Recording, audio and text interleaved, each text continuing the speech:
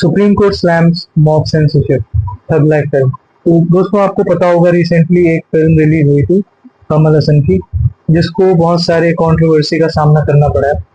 तो ये जो कमेंट्स हैं सुप्रीम कोर्ट के द्वारा दिए गए हैं, इस न्यूज में आप देखेंगे ये जो कमेंट सुप्रीम कोर्ट ने दिए हैं वो जो सिर्फ सिनेमा नहीं बल्कि इंडियन डेमोक्रेसी और फ्रीडम ऑफ स्पीच के मूलाधार को भी टच करते हैं। ये न्यूज आपके यूपीएससी जीएस पेपर 2 के लिए इम्पोर्टेंट है, जिसमें हमारी बात होगी कॉन्स्टिट्यूशनल राइट्स की, रूल ऑफ लॉ और स्टेट की ड्यूटी की। तो सुप्रीम कोर्ट ने कहा mobs cannot take over states. Thug life Kamal Haasan की फिल्म सर्टिफाइड है सीबीएफसी से, central board of film certification, तो जो कि मिनिस्ट्री ऑफ इंफॉर्मेशन और ब्रॉडकास्टिंग के अंडर आता है। तो जो जैसे कि ये फिल्म सर्टिफाइड है, तो लेकिन कर्नाटका में कुछ लोगों ने कमल हसन के स्टेटमेंट की वजह के ऊपर प्रोटेस्ट किया और इस फिल्म को रिलीज नहीं होने दिया कन्नड़ लैंग्वेज में। तो कमल हसन का एक कमेंट कन्नड़ लैंग्वेज पर कंट्रोवर्सी क्रिएट करता है, जिसके बाद थ्रेट्स, वायलेंस और आर्सन के इंसिडेंट्स हुए। कर्नाटका हाई कोर्ट ने इस पर क्लैरिटी नहीं दी, इसलिए ये केस सुप्रीम कोर्ट में गया। सुप्रीम कोर्ट ने स्टेट को कहा आपकी जिम्मेदारी है कि फिल्म का सेफ एग्जीबिशन इंश्योर करना। अगर किसी को प्रॉब्लम है तो लॉ का सहारा ले, मॉब्स और थ्रेट्स का नहीं। अब हम समझते हैं कि ये यूपीएससी के किन माइक्रो टॉपिक्स को टच करता है। तो UPSC GS paper 2 polity and governance में fundamental rights article 19(1)(a freedom of speech and expression. जैसे कि आप जानते हैं हर इंसान को अपनी बात को रखने का एक अधिकार है, जो कि हमारे इंडियन कॉन्स्टिट्यूशन में लिखा हुआ है। तो इस चीज को हम इस न्यूज के थ्रू समझेंगे। Rule of law and constitutional machinery, judiciary's role as protector of rights. कैसे जुडिशरी ने अपने राइट्स का सहारा लेकर इस एक बार फिर से कॉन्स्टिट्यूशनल मोरालिटी को दिखाया है। और रोल क्या है स्टेट गवर्नमेंट्स का in maintaining law and order. और एथिक्स जीएस 4 की बात करें तो इसमें भी हम एक मॉरल डायलेमा की बात करते हैं, जो पब्लिक के सेंटिमेंट्स वर्सेस लीगल ऑब्लिगेशंस को आइडेंटिफाई करता है। और एथिक्स में एक और बात हम करते हैं कि सुप्रीम कोर्ट, और ये चीज जुडिशरी के कन्विक्शन को भी दिखाता है, उनके करेज को दिखाता है कि कैसे वो कॉन्स्टिट्यूशनल मोरालिटी के कॉन्सेप्ट को अपहोल्ड करते हैं। कॉन्स्टिट्यूशनल मोरालिटी, जैसे कि आप जानते हैं कि कॉन्स्टिट्यूशन टाइम टू टाइम अपने डिसीजंस को रिफ्रेम करता रहता है।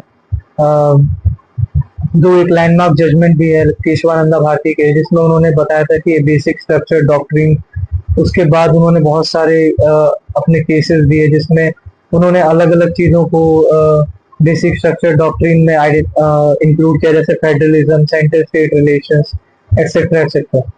अब यहाँ इस न्यूज में सुप्रीम कोर्ट ने क्या किया है, अगर कहा है क्लियरली अगर फिल्म सीबीएफसी सर्टिफाइड है तो इसकी स्क्रीनिंग स्टॉप नहीं हो सकती है ड्यू टू मॉब थ्रेट्स।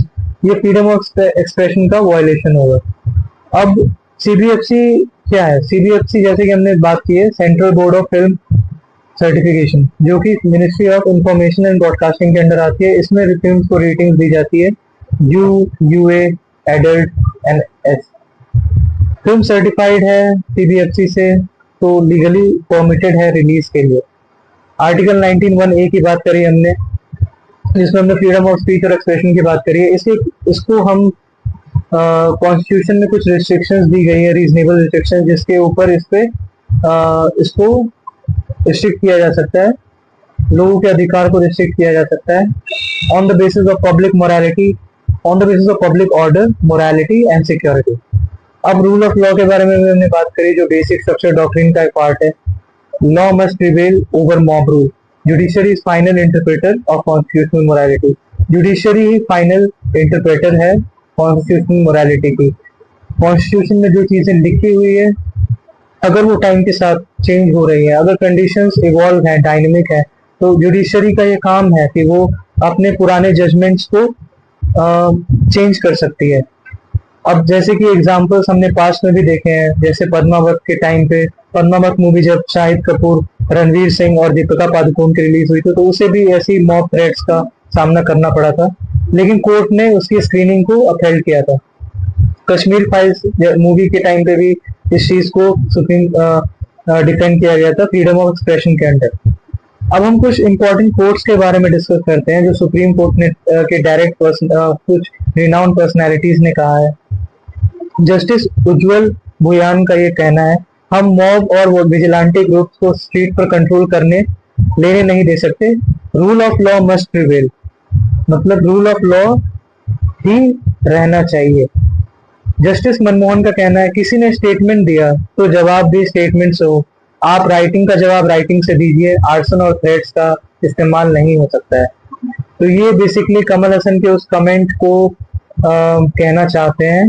हम यहाँ पे लिंक कर सकते हैं कि कमल हसन ने अगर कमेंट किया है तो आप अगर उससे किसी को आपत्ति है तो उस मॉब थ्रेड्स का सहारा ना ले, आर्सन का सहारा ना ले, प्रोटेस्ट का सहारा ना ले जिसमें लोगों की जान और माल की हानि हो। आप लॉ का सहारा ले सकते हैं। अब हम एक मेंस की क्वेश्चन को आइडेंटिफाई करते हैं इस टॉपिक से related. Mob censorship is a direct threat to India's democratic fabric and freedom of speech, discuss in the light of recent judicial interventions. आप इसको 250 वर्ड्स में लिख सकते हैं 15 मार्क्स में। ये आपके अपकमिंग मेंस 2025 के लिए इंपॉर्टेंट हो सकता है। इसमें आपको सुप्रीम कोर्ट के observations, CBFC certification and article 19(1)(a) के कॉन्टेक्स्ट में स्ट्रक्चर्ड आंसर लिखना है। तो दोस्तों, आज का इशू सिर्फ एक फिल्म के लिए नहीं है, ये एक बड़ी लड़ाई है जो कि बिटवीन है, जो कि डेमोक्रेसी और मोबोक्रेसी के बिटवीन है, लॉ वर्सेस फियर के बीच है। तो as a UPSC aspirant you have to identify different dimensions of this topic। And अगर आपको ये वीडियो इंफॉर्मेटिव लगे तो जरूर लाइक करें, सब्सक्राइब करें और शेयर करें अपने और UPSC एस्पिरेंट्स दोस्तों के साथ, और कमेंट में लिखें rule of law must prevail. Stay informed, stay aware, stay informed.